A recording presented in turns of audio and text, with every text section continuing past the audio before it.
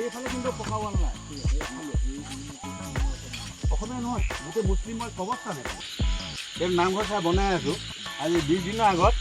এই নামঘৰ তলা ভাঙি পানি তলাটো এতিয়াও আছে মই এণ্টি দি থোৱা আছে সেনাপতি চাহ এতিয়া ট্ৰেন্সফাৰ হৈ গ'ল তাৰপৰা 2খন ফেন এটা হেল'জিন লাইট লৈ গৈছিলোঁ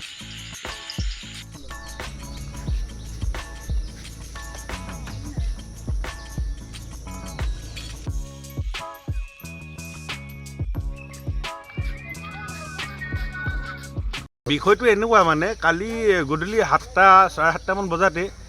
তিনিটাকৈ গৰু মাথা আনি ইয়াত পেলাই থৈ কোনোবা দুষ্কৃতিকাৰী ইয়াত পেলাই থৈ গুচি যায় বিষয়টো আমাৰ ওচৰৰ প্ৰত্যক্ষদৰ্শীয়ে মানে দেখি মানে অকণমান হোৱা দৰ লাগিলে আমি গোটেই VDP মানুহখিনি গোট খালোঁ গাঁৱৰ ৰাইজখিনি গোট খালোঁ গোট খাই আমি মানে এতিয়া আমি প্ৰশাসনৰ লগত যোগাযোগ কৰিলোঁ মই প্ৰশাসনৰ মানুহ আহিলে SP ছাৰ আহিলে DSP ছাৰ আহিলে আমাৰ পানীগাঁও থানা OC ছাৰ আহিলে